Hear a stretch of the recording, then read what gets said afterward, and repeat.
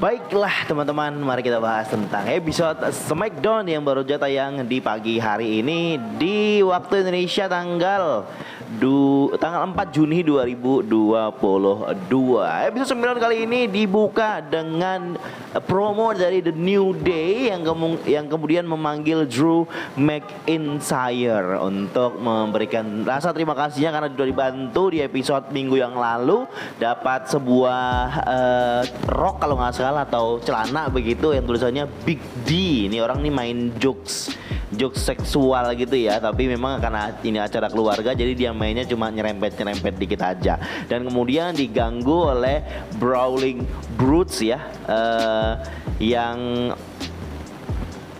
bertanding melawan The New Day sama Drew McIntyre. Berarti ini rematch di main event minggu lalu, jadi match opening di Smackdown minggu ini, dan pertandingan dimenangkan oleh Brawling Brutes di mana Butch itu mengepin Xavier Woods ya, dan ini on and on aja. Kemungkinan besar ini akan jadi match yang akan atau feud yang akan berlanjut di episode Smackdown berikutnya. Dan dalam promonya Drew McIntyre sebelum dia bertanding itu meresmikan ataupun menantang, jadi menantang secara resmi Roman Reigns untuk event di Cardiff di Wales ya, di UK, Clash at the Castle, yang pasti dia juga bersumpah untuk memenangkan undisputed WWE Universal Championship. Buat yang bertanya kenapa nggak ada Roman Reigns di episode Smackdown kali ini juga, karena Roman Reigns kontraknya sudah diperbarui sebagai pegulat ataupun talent WWE yang bisa datang sebagai part-timer seperti zaman saat Brock Lesnar menjadi champions ya. Jadi kadang dia datang, kadang dia enggak, jadi pas penting-penting aja datang. Mungkin sebelum Clash of the Castle ini yang mana dia akan match sama Drew McIntyre, mungkin akan hadir beberapa kali di episode Smackdown untuk memperkuat dan menghype storyline menuju match tersebut. Lanjut lagi ada Max Dupri yang ngobrol sama Adam Pearce.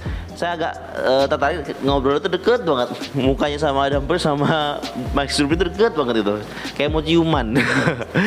Terus dia berjanji sama Adam Pearce minggu depan akan ada klien pertamanya yang pastinya akan dikasih tahu di episode Smackdown berikutnya. Siapa kliennya? Apakah dari NXT ataupun orang dari rosternya Smackdown sendiri yang diangkat oleh Max Dupri yang bakalan jadi manajernya?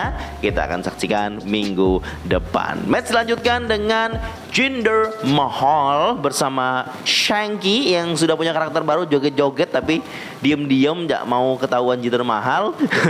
Sama Humberto mewakili Los Rotarios bersama Angel Garza, dan kemenangan didapat oleh Jinder Mahal karena diganggu oleh Shanky, dan kemudian Shanky berjoget mengajak ring announcernya, akhirnya ring announcernya juga ikutan berjoget bersama Shanky dengan karakter barunya, tukang joget ya, abang-abang organ tunggal Shanky.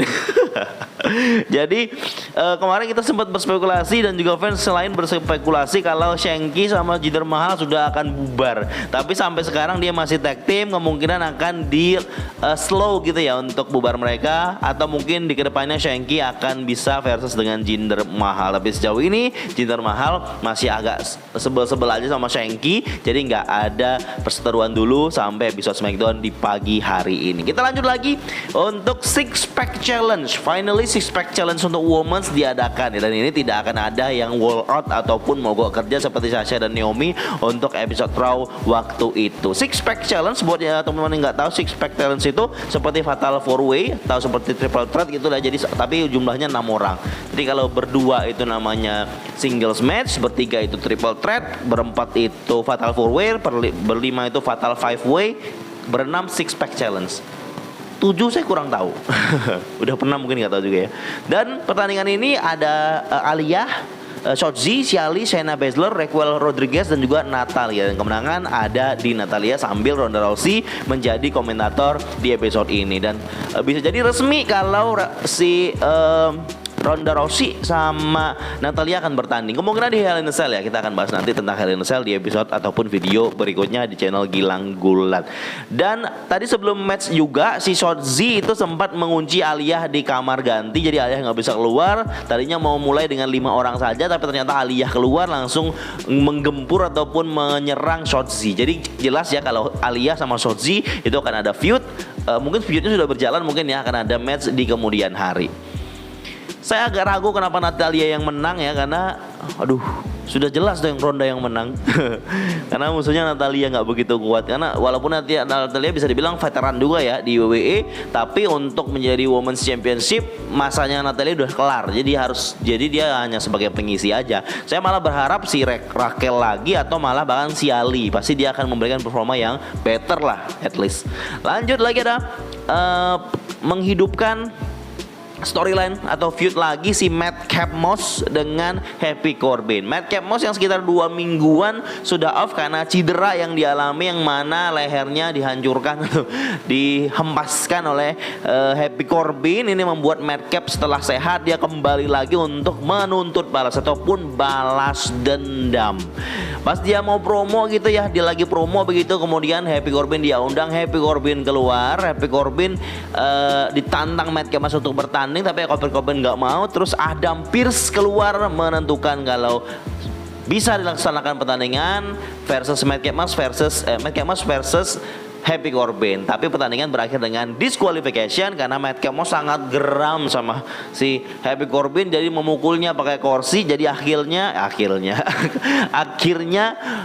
Madcap Moss kalah dengan diskualifikasi, dimenangkan oleh Happy Corbin. Sempat Madcap Moss mau menghancurkan juga lehernya Happy Corbin ya dengan mengikatnya atau mengkaitkannya dengan ini kursi dan mau diempaskan dengan steel stairs atau tangga besi, tapi semuanya dipisahkan oleh official dari belakang begitu, akhirnya nggak jadi. Dan di balik layar diresmikan kalau Happy Corbin akan melawan Madcap Moss untuk bertanding secara fair di Hell in a Cell, tapi kali ini stipulationnya no holds bar. Jadi ada disqualification, dia bebas melakukan apa saja.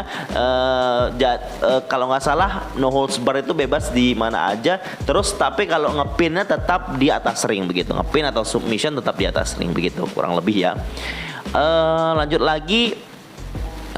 Ricochet dan Gunther yang dari Raw ini diumumkan kalau bukan di Raw ya, di SmackDown ya, diumumkan kalau Ricochet champion Intercontinental akan melawan Gunther di episode SmackDown berikutnya. Saya mikir kenapa nggak di Hell in a Cell aja sih? Ini Intercontinental loh, championship yang cukup bergengsi harusnya, tapi malah dikasih untuk episode SmackDown minggu depan. Padahal kasih aja mereka spot di pay-per-view lah. Malah di SmackDown saya agak kurang.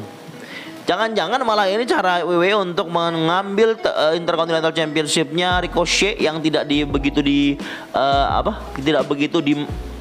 sering diberikan match gitu di episode-episode SmackDown ataupun di pay-per-view gitu, akhirnya diambil untuk Gunther biar Gunther makin kuat karakternya, terus Gunther bisa bertanding untuk pay-per-view atau premium live event. Langsung kita masuk ke main event. Main eventnya cukup menarik ini guys ya. Ada story atau cerita yang diceritakan. Ini sudah diumumkan sejak awal kalau akan ada rematch.